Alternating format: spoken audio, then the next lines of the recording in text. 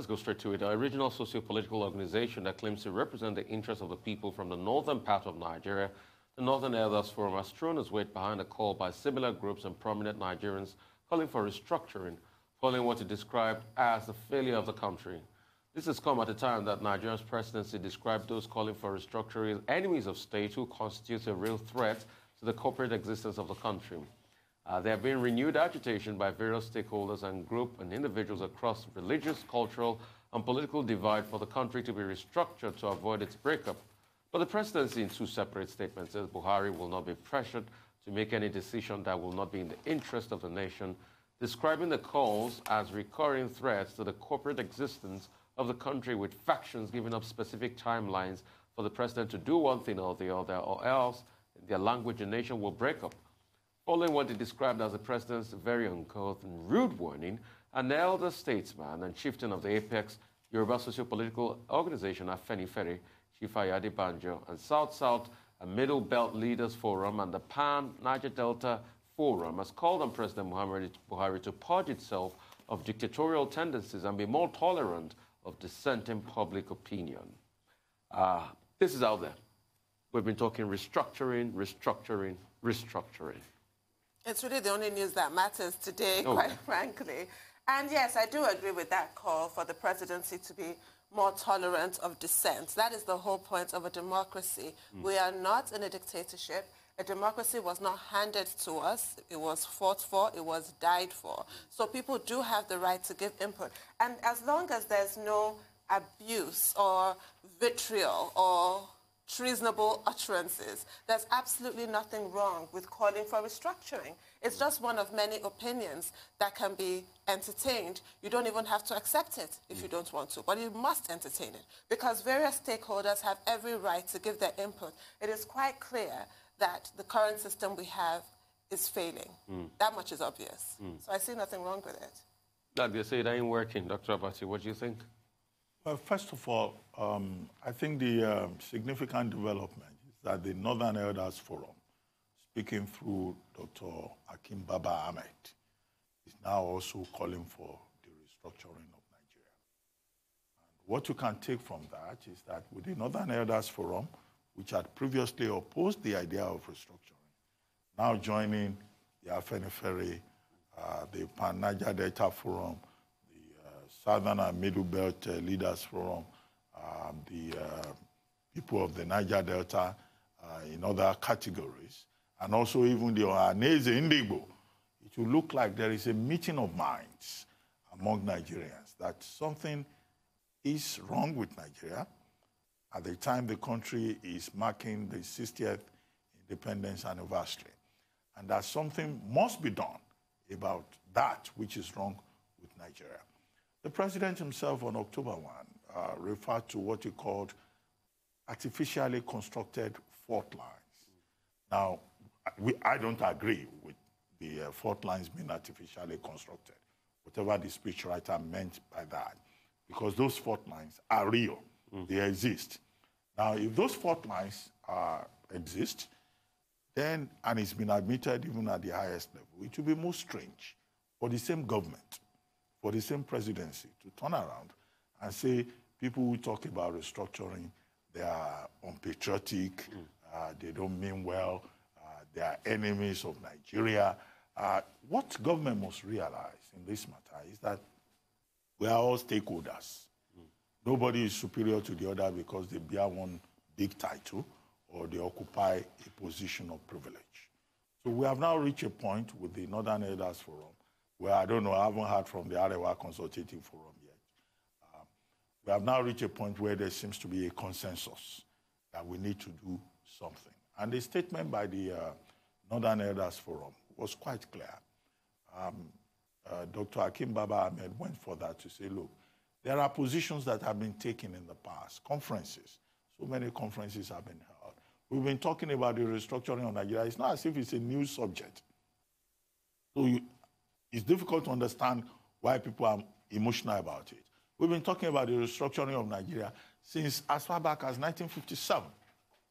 The whole idea of the Willings Commission, 1957-1958, was How do you restructure this country so that every stakeholder can have a sense of belonging, a sense of ownership, and an understanding that this is a nation, this is a country that is built on the foundation of equity, justice, fairness, level playing field, which was the phrase that came up yesterday. So it's for government to listen and to be patient in doing so to understand what is being said.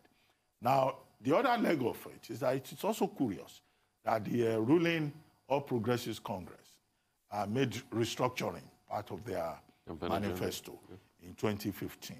There was even a committee that was set up, headed by the governor of Kaduna State, Nasir El-Rufai, and we were told that that committee came up with a number of recommendations. The chairman of the Governors Forum, who is also a member of the All Progressives Congress, Dr. Kayode Fayemi, has also said restructuring is still on the agenda. So the only people who still seem to be confused about the need for transformation, about the need for change, about the need for certain steps to be taken to make Nigeria a better place for us, who seem to be members of the ruling party, who are contradicting themselves, contradicting themselves on a regular basis. The party takes a position, they set up a committee, they mouth restructuring. So for the average Nigerian like us, restructuring should not just be a slogan, should not be mere political rhetoric. It should be something to which government is committed, because many Nigerians are saying this country can work better. Yeah. And that is an aspiration that you cannot argue with. You wanted to say something? Yes. I agree with the president, actually, that the fault lines are artificial. And this is proved by this contribution by the Northern Elders Forum. Everybody thinks of the North as completely separate. The Igbos are separate, Yorubas are separate, but we all agree on this need. So it is artificial, it's not fictitious. The fault lines are real.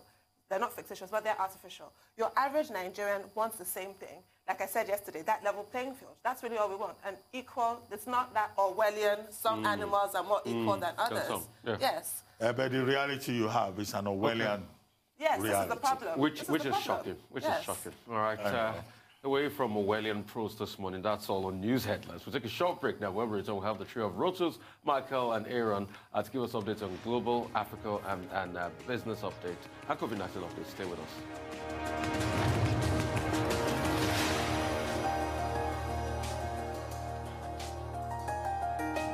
All right, welcome back to the morning show right here on the Arise News channel. Our dependable Rotus Adiri is here to give us Africa business update. Rotus, over to you. Good morning. Good morning to you, Rufai. Good morning, Tundu, and good morning, Doctor. So Agritech is in the news again. Leedway Insurance just released a letter, a press release, addressing a number of inquiries they've been getting, this time relating to Thrive. There's the letter. It says, following recent inquiries we've received on the delay of the parts of some of the Agritech partners to meet up with the obligations of the investors, we want to use this medium to clarify and put in proper perspective the terms of our contractual relationship with our Agritech partners. If we just skip down to the second to the last paragraph, this therefore means that we only provide cover using our Agric-based insurance solutions for the risks to the insured farms and other farm assets against peril stated in insurance policy documents issued. So what's been going on is that a number of these Agritech schemes, they use their insurance coverage as part of their selling points, and it's a bit tricky, because what they do is they'll say bring your money, invest in these crops or livestock, you get a return, and then at the bottom somewhere they'll say insured by, and then they put an insurance company there. So a number of people now, with what's been going on with Thrive Agric and the issues that they have been facing with repayments to investors, people are now turning to the insurance companies and saying, well, my funds are insured, so where's the money? So this is the second time actually that Leedway has had to come out to clarify things. There's a number of tweets that we can look at from the company, where back in 2019, here they are, I circled it, 2019, they were responding to someone there talking about, their relationship between themselves and the company. So this was with regard to Farm Crowdy. If you look at the second tweet, they now stated what it is that they cover: A, livestock; B, poultry; C, fishery; and D, crops. And then in the last, the final tweet here, they said, and I highlighted this: kindly note that we do not cover individual investors' funds and the return. So that has been the confusion. Now, the debate that's been going on social media is whether or not these insurance companies are supposed to be responsible for what's going on, because they are being used by the Agritech firms to try to give investors confidence. However, the reply to that is that, look, the relationship is between the insurance company and the Agritech firm and the assets that are being insured. The relationship is not between you, the investor, and the insurance company. So, I don't know, there might be some legal paraphernalia getting in the way here, but as far as I understand it, I don't think the insurance companies have much to answer for from investors. The investors, if you're putting money in an Agritech scheme, the person that's going to answer to you if there's any loss of your investment is the company that solicited your funds for the investment. Again, but then I want to get your thoughts on that, what you folks think about it. But it's something that continues to go on. Something else that's been out is the Bureau of Statistics. They've continued. If you look at a tweet here from Dr. Yemi Kali, the Statistician General of the Bureau of Statistics, it says here, NBS has published its August 2020 results of the COVID-19 National Longitudinal Survey on the social economic effects of COVID-19 on Nigerian households. This, of course, has been in partnership with the World Bank. Some key findings here on loans. If we take a look at their source of loans, look at that. The longest bar there is loans that have been taken from friends and family. This is a percentage of households who have obtained loans since mid-March, when the lockdowns came into effect. So majority of people who have been getting loans, and this should concern the authorities, because if you look at that, less than about 9% are from banks and microfinance institutions. You've got cooperatives and savings associations and women's group and associations. We move on to purpose of the loans. This is another concerning thing here. In the blue bar, the legend is loans obtained since mid-March. The orange is pre-existing loans that they're still prepaying before the COVID-19, the lockdowns came into effect. Majority of the loans, if you look at the blue bar, loans since March, 51% are for buying food. In fact, this made some headlines with a number of the dailies where they said over 50% of Nigerians, based on the households that were surveyed, are taking out loans simply pretty much to buy food. You've got some other items there, list of education, health, non-food consumption, buying land, livestock. Then we can look at loan repayment concerns. If you look at new loans taken since mid-March, 54% are very concerned. If you look at the legend at the bottom, very concerned, somewhat, very worried, somewhat worried, not too worried, not worried at all, loan repaid already. 54% of new loans taken since mid-March, very worried about being able to pay them back. Existing loans even higher, 67%, and then a combination of both, 51%. So credit to the Bureau of Statistics. This is the survey that we've been asking for. We wanted to know exactly how households in Nigeria are being affected by the COVID-19 pandemic in terms of their disposable income, in terms of their resources, in terms of how they are surviving. And so very pertinent and great stuff from the NBS, and that's our update. Okay. Well, Rotus, first, let me comment on the Thrive Agric matter with Leedway Assurance. Well, there are trust and reputation issues involved. And if consistently Leedway Assurance is offering the clarification to say that, look, yes, we support Agric, we provide insurance for Agritech farms, companies. The issue is that it has to do with the farms and the assets, not with the customers involved. That's one leg of it. The second leg of it is that, look, once we started talking about these tech startups, I think you like to talk about tech startups. I do. The thing has become very attractive to many Nigerians, and people jump into that space because once they hear technology, they think it is foolproof. I think investors themselves need to be more careful. And there's also a challenge at the level of investment awareness. Now, many of these agri-tech startups, they promise you high returns. You brought a story the other day about one that was promising, is it 60%? 74%. Whatever percent within 6 months if you decide to buy goods and invest in goat and chicken. Now, but what we have seen is that many of these, agri-tech startups, they're like Ponzi schemes. So the investor needs to be aware. The investor needs to be more careful. The caveat emptor in this regard is buyer beware. Yes. So this is what we're faced with, and it's good that there is a developing conversation around this for people to be aware that it's not every business that comes up that has tech to it and promises you high returns that can guarantee those high returns. The gentleman who raised this issue this time on Twitter, one guy called the Princely LX, I think, said since March that the company, this Thrive Agri, has been owing investors. And there is no guarantee that anybody will be paid, will get return on their investment, which is a very important thing within the investment space, for the next 1 year. In fact, the investors have been told, don't expect anything for the first 1 year. So that's why investors' awareness is important. People can throw tantrums, but just beware and be careful.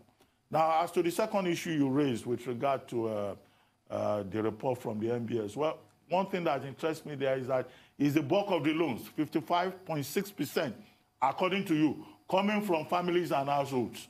And that's a big problem in this environment because of our, dependency syndrome, this extended family system. The people who suffer most in this country are people who have a little kobo to spare, right, a little naira to spare. Everybody has a sense of entitlement. Yes. People are phoning you every day. They even ask you to give them money to marry a wife, to do naming ceremony, to pay hospital bills, a pregnancy that you are not aware of. Dr. Abati, are you talking about experience?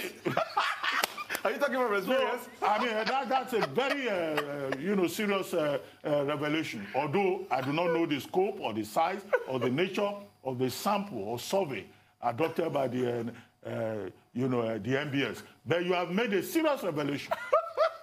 Dr. Abati, are you talking from experience? Which experience? I'm just telling you the truth. Well, moving on to one business update, Mark, but very valid point you've made, Dr. Abati. Joins us from London. Mark, good morning. How are you doing? Good morning. Nice. Calm down, everybody.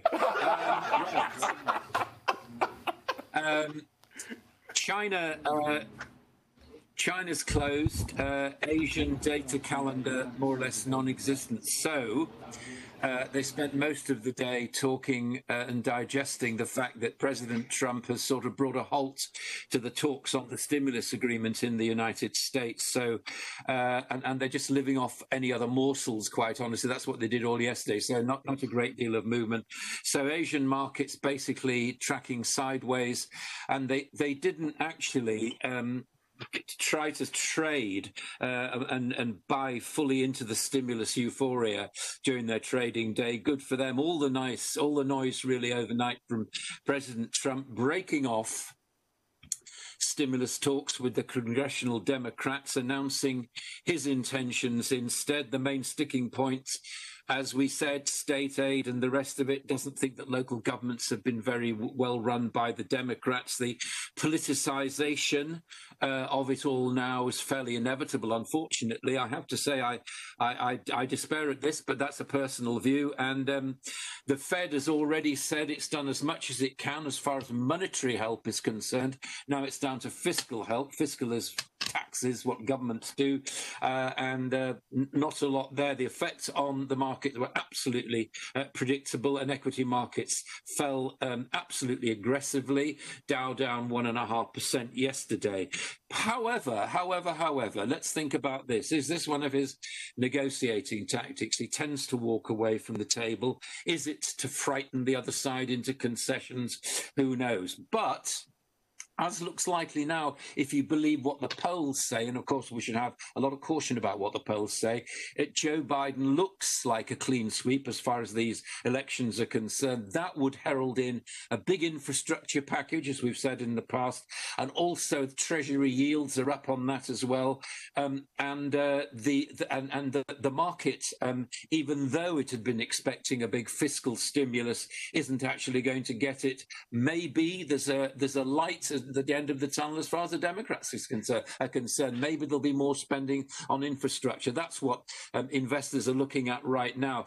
Been a big development also yesterday, and this is quite fundamental, actually. This is sending the big US tech companies into cold sweats. The House Judiciary Antitrust Committee released its final report saying that Facebook, Apple, Amazon and Google have all been uncompetitive. Well, it was sort of known that those kind of things were hanging over, using their market power to defeat their rivals. And it recommended changing, get this, changing US law to cope with it. Are we going to see a breakup like we did all those years ago as far as things like Standard Oil is concerned? You probably, none of us is old enough to have lived through that, but you know exactly what I'm talking about. And no doubt any clampdown on tech is going to have cross-party support. But of course, we should caution there by saying, well, one of the rises in the equity market, which helps more or less everybody, has been led by tech stocks. So what's going to happen to them?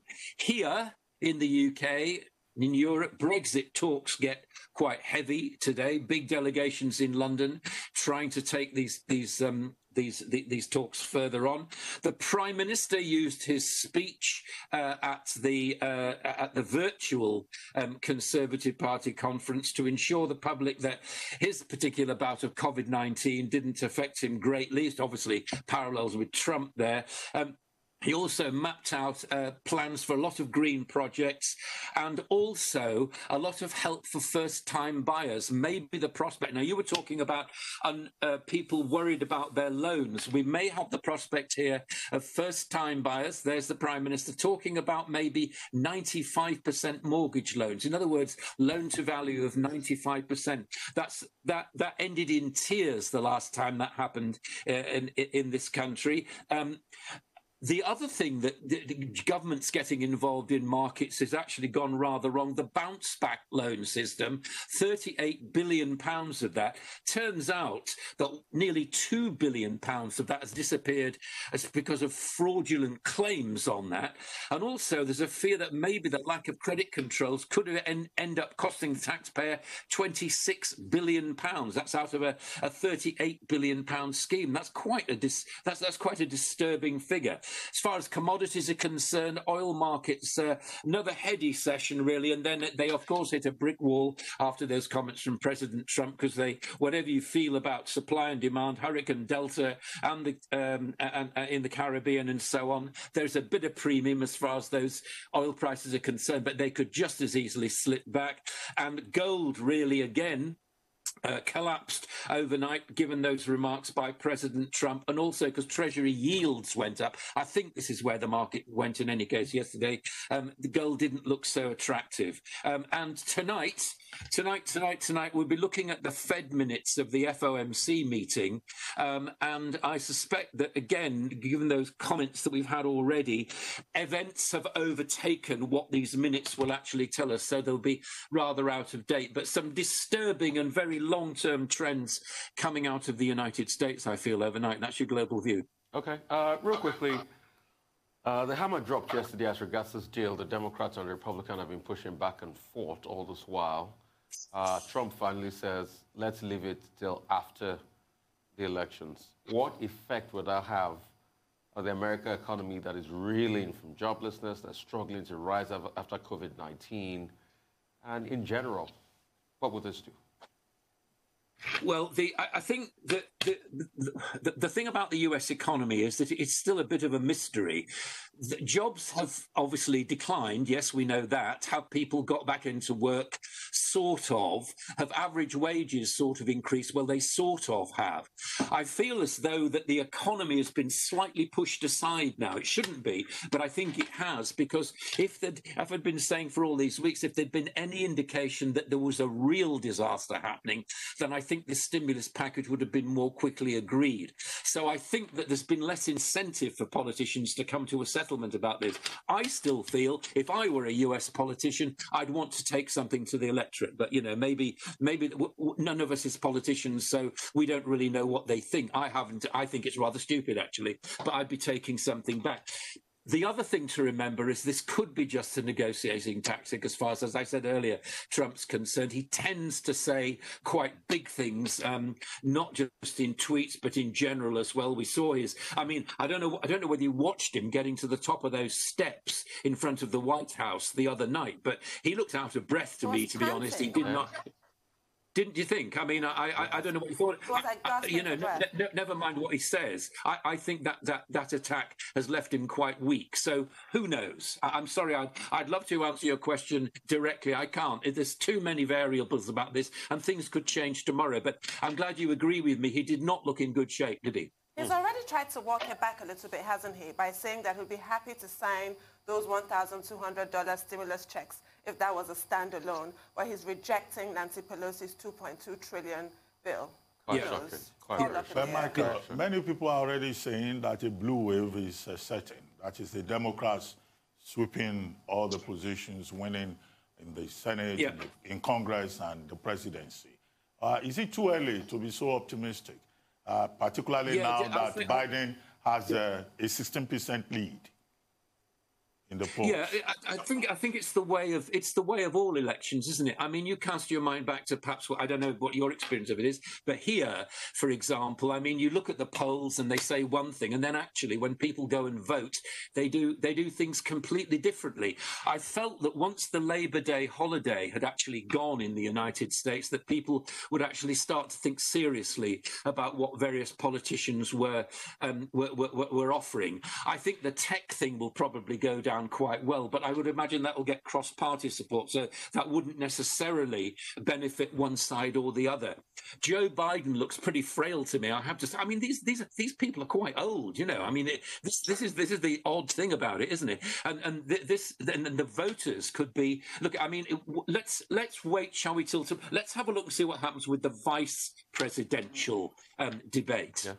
Let's see what happens with that, because indeed, because if you think about it, I mean, both these people, certainly Biden could well be what we would call a stalking horse for his deputy, and she actually ticks all the boxes, doesn't she? So let's see how things actually go on. Again, I can't give you a direct answer, but I'd be looking at those sort of threads to try to get a better picture of what's going on. All right. Thank you so much for that, Michael. For COVID-19 update, we've got Aaron Akerjala here. Aaron, no poetry this morning. Please just move it on, all right? Please. All right, good morning to you, Rufai. Good morning, Doctor, but unfortunately I can't help myself. You're looking regular like the Nubia Queen. So take it or leave it. And good morning. Yeah, good morning to you too. I like a man that doesn't let other people tell him what to do. Tundu. All right, let's get straight into the numbers today. Looking at the outlook of COVID-19, globally as we usually start, before we get into the vice presidential debate, like Michael just alluded to. But before that, looking at it, we're still looking at the numbers, and at the moment, it's still looking a little bit that nothing major has actually changed in terms of COVID-19. At the moment, we still have well over 35.7 million confirmed cases. If they can actually help us with the stats there, it'll actually help us extrapolate some of those things. As of yesterday, we've seen a major rise. Over 300,000 cases were actually recorded, which is actually up by 5%. As a matter of fact, looking at the death toll, if they can help us with the second one, looking at the death tolls currently, it actually stands at 1 million plus deaths at the moment, which is actually up by 15% in the last 14 days, looking at the periods, with 5,339 deaths being recorded. We're seeing rises in numbers, although it's still fluctuating, like we saw in the number of infections in terms of cases. Just yesterday, over 300,000, like we mentioned earlier. All right, let's actually press it a little bit further and looking deeper. Now, we've been speaking about President Donald Trump, who has actually contracted COVID-19. That's no news. At the moment, he's still in that very infectious period, and there are major precautions being taken in the White House right now. If you were to meet with President Donald Trump, for the brevity of time, we don't want to go into that, as the Pentagon has been hit with COVID-19 scares, literally. Almost all the Joint Chief of Staffs at the moment have actually gone into quarantine there. You can see quite a lot of them. All right, the chairman of the Joint Chief of Staff, General Mark Milley, alongside the Vice General John Hyten, plus 2 other senior officials, and several of them have actually gone into quarantine. They met with the Vice Commandant of the Coast Guard, Admiral Charles Ray, at a meeting, and he has tested positive. So all of them by CDC standards and precautions and guidelines, they have to go on quarantine. They are still doing their work from home, but right now they are watching their cases. They've tested negative, most of them at the moment, and they'll still be doing more tests as time actually goes on. Let's see what actually becomes of that one. Still speaking about the White House and how things are actually playing out. Another top aide of Donald Trump has actually tested positive for COVID-19. All right, Stephen Miller, all right, is the latest man to have tested positive. We know he's the senior advisor and the speechwriter to Donald Trump. He's tested positive for COVID-19. Quite a lot of people are going down with COVID-19 in the White House, which is very, very scary. And at the moment, let's talk about, since we're in the U.S., the CDC are actually revising their guidelines on the coronavirus and the spread of the coronavirus. At the moment, they've been talking about isolated. And right now, from this particular outlook here, they are saying that even though that coronavirus can actually spread to people who are even more than 6 feet away or 1.8 meters away, you can actually see the heavy droplets might not go as far as small particles actually going that far. The aerosols can travel further. Moving on to the next one, it actually shows that staying in a room with people who have COVID-19 could be a dangerous risk and major risk to you. Some of the best things, like we've always saying, is to stay outdoor, keep social distance, or ensure that if you're in a room with people, like the next picture would actually show, is to ensure and endeavor to be in a ventilated environment so that air circulation can actually go. Even though you have other air circulation measures like the air conditioners and the rest of them, it is always still key to actually stay in a ventilated room, because from science right now, we're looking at science right now speaking, and they've been looking at this thing back and forth for the last couple of months, and the CDC are also revising their guidelines in terms of the spread of COVID-19. That means if you are 6 feet apart or 1.8 meters apart, you could still spread coronavirus at the moment. Now, before we go, later on tonight in Salt Lake, Utah, the vice presidential debate will be going down. Let's see what Kamala Harris and Mike Pence will be bringing to the table. But we should say this, because of what has happened in the White House, major precautions have been taken. That's the fact that Mike Pence and Kamala Harris will be seated 12 feet apart from each other today, and I hope that will be enough to actually detail this thing. And also that there will not be any kind of handshake like we saw in the presidential elections, and there will also be a plexiglass actually separating them. And also the moderator of the event would also be quite a distance from them, also 12 feet apart from these people today. And let's hope that as much as possible we have a more saner debate, a more cultural debate, not like the presidential debate, which was almost running riots. I mean, Aaron, very, very good, measures being taken there. They also said in the hall, if you can't wear a mask, you won't be allowed into the hall. So that's another one I'm really very excited about. But I expect a much interesting debate. Mike Pence used to be a radio host all his life. You know, after I lost the first House of Reps elections in the 90s. He became a radio host for about 94 to about 99, a conservative radio host. In fact, he used to call himself Rush Limbaugh on decaf. That's what he used to call himself. So he's great with conversations. Kamala Harris, too, you know her role. You know, I've been a lawyer all these years and doing a lot. So we should have a very interesting conversation. But that apart, I just want to get some updates, Aaron, as regards the zero prevalence, sampling that we're doing in Nigeria. Any news on that? Any news on zero prevalence? Unfortunately, we haven't gotten. I've been monitoring that. We haven't gotten any further news from the NCDC concerning the tests that are supposed to be done. Now, note, it's not just even the NCDC conducting tests, because we know they are being actually supported by major international sponsors and partners. Also, the U.S. are also in Nigeria, in some other states. The U.S. CDC are also sponsoring other tests, and we have not even heard anything from that. We are hoping to hear that, because data should drive the fight against COVID-19. Those are zero prevalence tests too, that the CDC, the American CDC, is sponsoring. What do you say? Are those zero prevalence tests too that the American CDC is sponsoring? Unfortunately, I didn't get that. Okay. Anyway, quickly, on the debate, the Commission on Presidential Debates in the U.S. is very clear that they will be very strict, and we hope that they will be very strict. But what we have seen with the decision by the Commission on Presidential Debates is a fact in terms of how COVID-19 is now changing the dynamics of the U.S. presidential election. As for performance, yes, we should expect fireworks. Both Mike Pence and Kamala Harris, they are both very skillful debaters. And we saw Kamala Harris' potentials previously, both in Congress and also during the 11 Democratic presidential debates.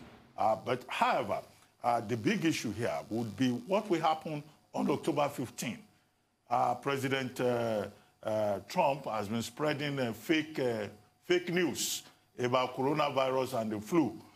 Would there be a debate, the second debate, on October 15? Okay. That question is still hanging in the air.